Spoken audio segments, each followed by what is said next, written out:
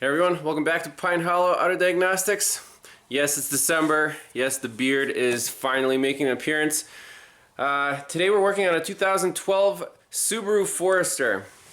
And it's just here for an oil change and a safety inspection. And in Pennsylvania, the law is you have to remove at least one front and one rear wheel to measure the thickness of the brake pads, the lining. Everything was going smoothly. I was taking off the left rear wheel. Here's what happened. I got it off. As you can see, not all the studs are the same length. We have 1, 2, 3 sheared studs.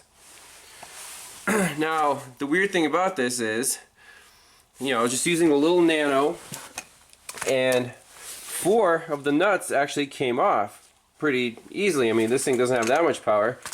The 4th one, this guy, it came off just a little bit and then stopped turning. Now, what the heck? I know this car just had tires put on it, and yeah, did they over torque the studs or the lug nuts? I'm not sure, because the nuts started coming off just fine with a little impact. However, then I put the other nuts back on so I can work on this one, snapped this guy off, and started taking the other nuts off.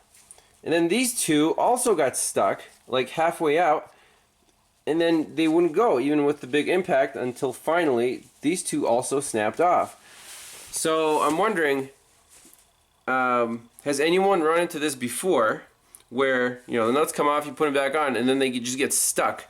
Why would that happen? Are these studs elongated from a previous over-torquing incident? I'm not sure. I mean, you can see that the stud just snapped clean off inside the lug nut. So at this point, this car is immobilized. We need 3 new studs, 3 lug nuts. The other wheels, I checked them. All the nuts came out fine. I torqued them back to spec. I really have no explanation for this. So I'm wondering if anyone out there with this vintage Subaru, if they've had any experience with snapping wheel studs. I don't know if they're just made out of kind of soft metal or something.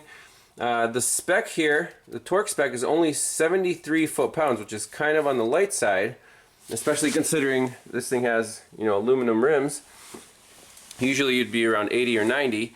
So if someone over-torqued this to like 110, that shouldn't really snap it, but apparently it either stretched them and the nuts just freaking seized onto the studs. Now also, the 2 that are left here, I actually sprayed with a little WD-40, put some fluid film on there to prevent that from happening. But 3 out of 5 studs snapped off just trying to take a wheel off. Let me know your thoughts. See you in the next one. Bye-bye. I know. What kind of video is this? It's supposed to be a repair video, right? So let's try to get these things out. Now, luckily, it looks like there's enough room back here. We don't have to remove the parking brake assembly. We'll just try to hammer these guys out of here. Let's see what happens. 1.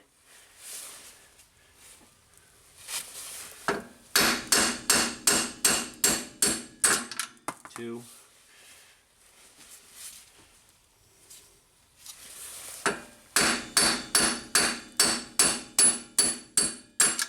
3. Sweet. So I'm not sure. I don't see any markings on these. I don't know if they look original. I mean, the car only has 65,000 miles on it, and it's on its second set of tires. But I have no idea what could have happened to these things. They get stretched. Just bizarre.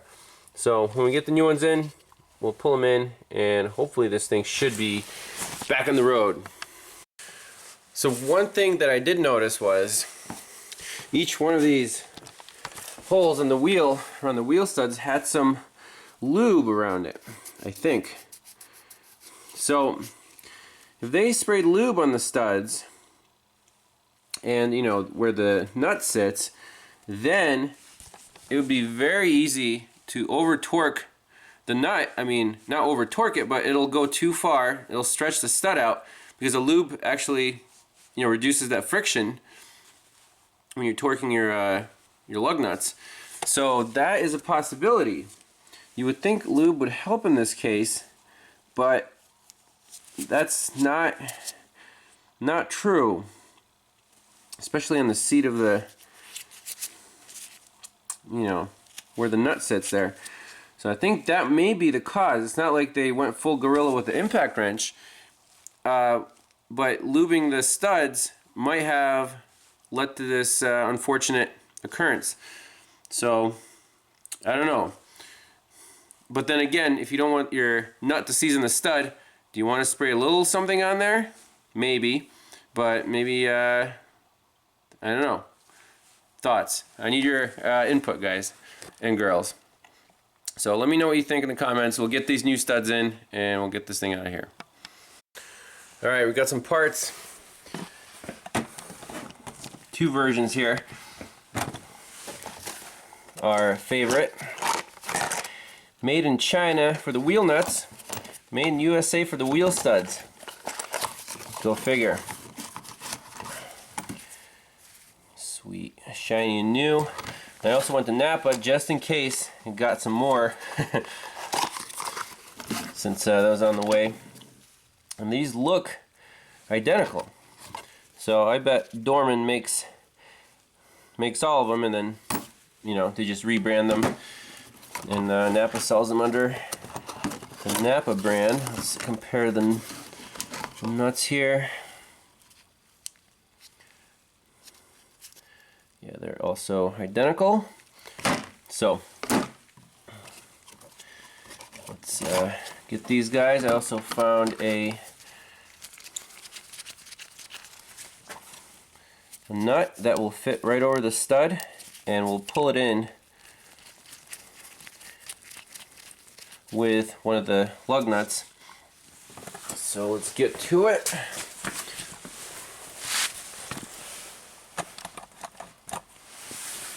So I'm going to fluid film the holes. Make sure these go in nice and smooth. The last thing we want to do is strip another stud. And we have spares now, which is good, but so let's see if we can slip this guy in here. Sweet, plenty of room. Put our nut on here. Fluid film the that guy.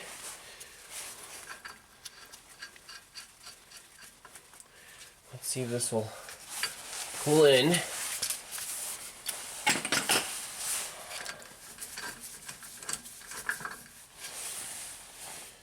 Should we use the nano? Let's see how far the nano will go.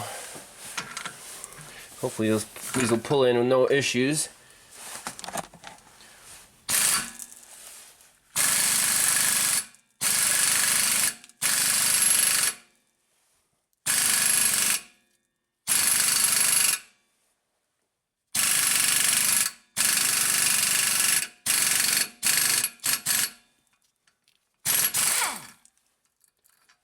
Perfect.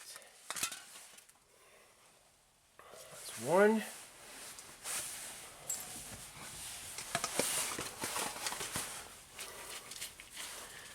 At least Subaru gives you enough room to put these new ones in. That's much appreciated.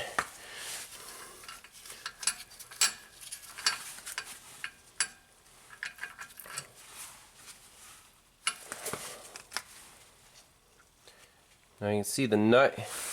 I don't know if it's the quality or not, but it gets chewed up. Good thing we got spares. So we'll sacrifice this guy to install our studs.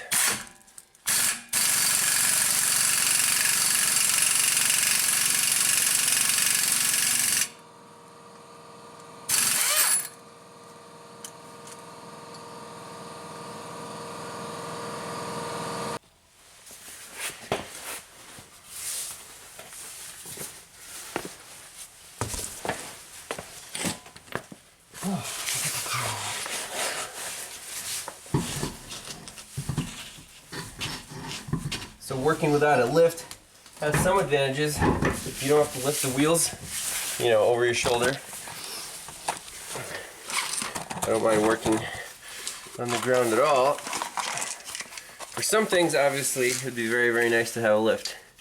Exhaust work, transmission swaps, stuff like that. So let's hope these guys all behave.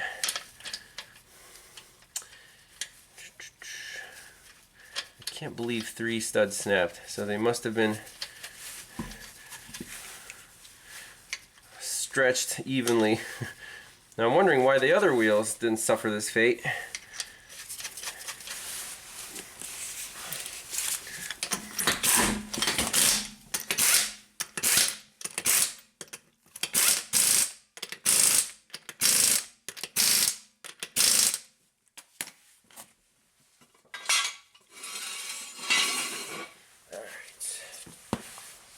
This guy down.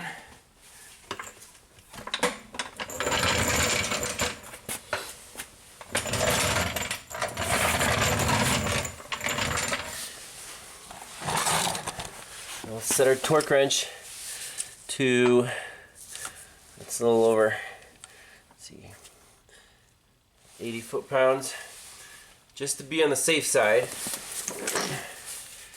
I mean, there has to be a tolerance for this.